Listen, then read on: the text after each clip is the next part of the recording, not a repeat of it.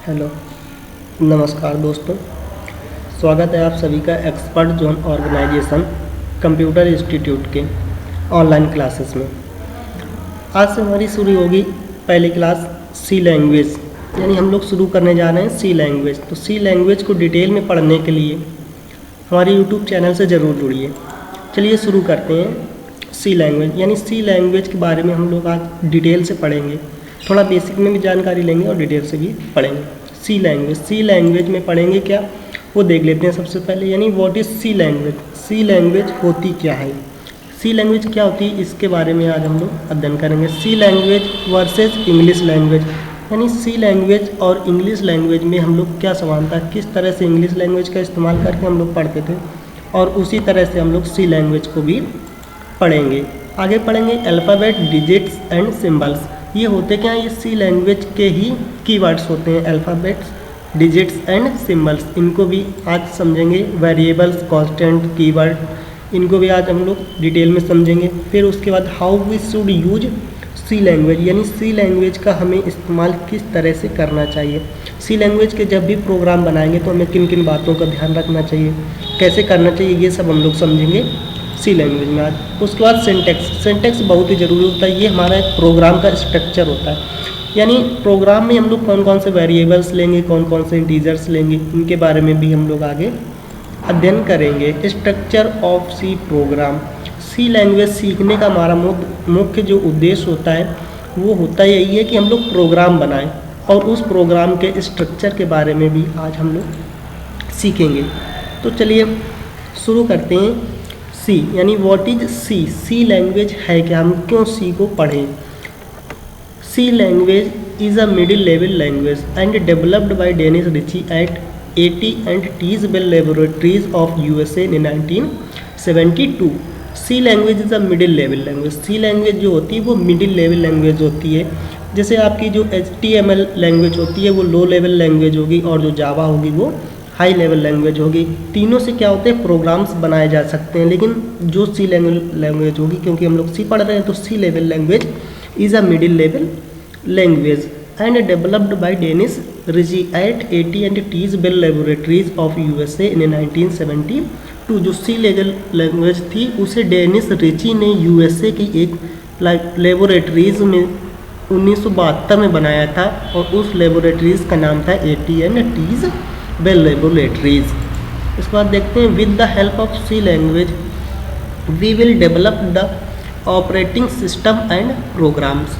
With the help of C language, यानी C language के इस्तेमाल से हम लोग क्या करेंगे, we will develop the operating system, यानी जो भी ऑपरेटिंग सिस्टम होंगे, जैसे एंड्रॉयड ऑपरेटिंग सिस्टम होता है, लिनक्स होता है, इन सबको हम लोग किस में लिखेंगे, सी लैंग्वेज में लिखेंगे और इनके प्रोग्राम को हम लोग बनाएंगे। Major part of operating system like Windows, Linux and Android are written in C language. जैसा कि अभी पहले बताया कि major parts of operating system, यानी जो भी ऑपरेटिंग सिस्टम जैसे कि विंडो हो गया, लिनक्स हो गया, एंड्रॉयड हो गया, इनके जो प्रोग्राम होंगे वो हम लोग सी लैंग्वेज में लिखेंगे।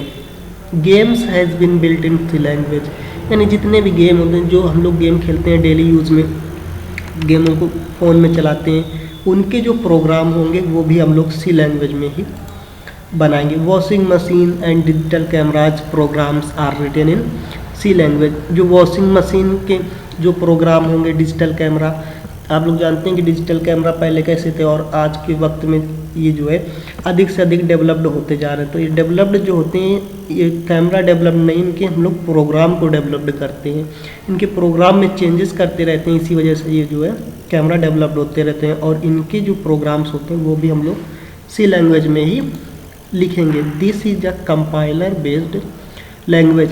ये सब जो कंपाइलर होता है, कंपाइलर का मतलब होता है परिवर्तित करके आंसर देना। जैसे जो हम लोग प्रोग्राम बनाते हैं वो तो सी लैंग्वेज में होता है, जब हम लोग इसे रन कराएंगे तो रन कराने के लिए पहले इसको हम लोग क्या करेंगे, कंपाइल करेंगे। कंपाइल करने से होता क्या है कि जो सी प्रोग्राम होता है ये हमारा चेंज हो जाता है कंप्यूटर लैंग्वेज में, यानी जो कंप्यूटर जिस भाषा में समझता होगा उसमें चेंज होगा और वापस से हमें सी लैंग्वेज में ही हमारा आंसर मिलेगा। यानी कंपाइल होकर इसका सी लैंग्वेज का यूज आंसर देखने के लिए किया जाता है। चलिए अब आगे समझते हैं।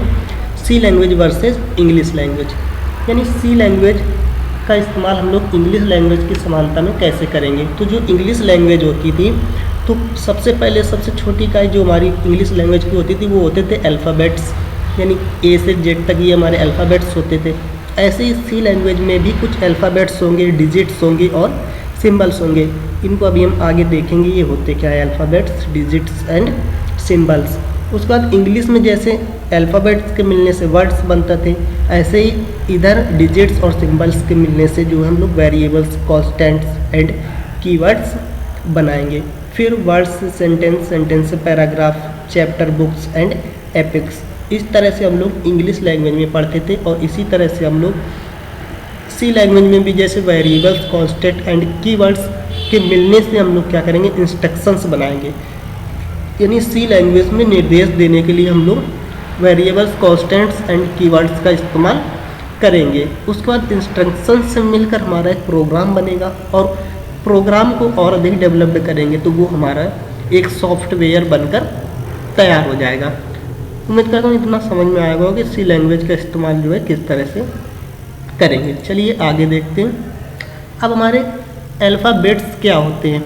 अल्फ़ाबेट्स ये सी लैंग्वेज के अल्फ़ाबेट्स हैं। तो सी लैंग्वेज में क्या होता है, ए से जेड तक, ये कैपिटल लेटर में भी हो सकते हैं और स्मॉल लेटर में भी हो सकते हैं। डिजिट्स जैसा आपको मालूम है 0 से 9, ये 10 डिजिट्स होते हैं। सिंबल्स क्या होते हैं, जैसे प्लस हो गया, minus, less than, greater than, dollar हो गया, एंड हो गया, एक्सेट्रा। ये सारे जो है हमारे क्या होते हैं, सिंबल्स होते हैं।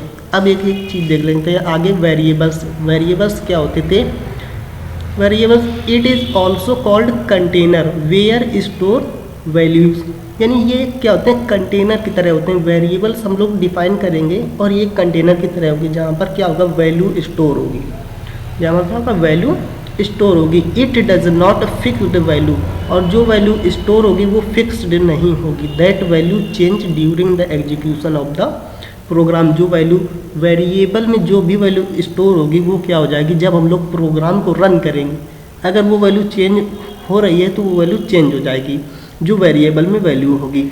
यानी वेरिएबल को हम लोग कंटेनर के रूप में इस्तेमाल कर सकते हैं जिसमें वैल्यू स्टोर होगी और वो वाली वैल्यू कभी भी चेंज हो सकती है। That value change during the execution of the program, यानी वो वैल्यू जो है हमारी प्रोग्राम के एग्जीक्यूशन करने के समय में चेंज हो जाएगी। आगे देखते हैं कांस्टेंट क्या होता है।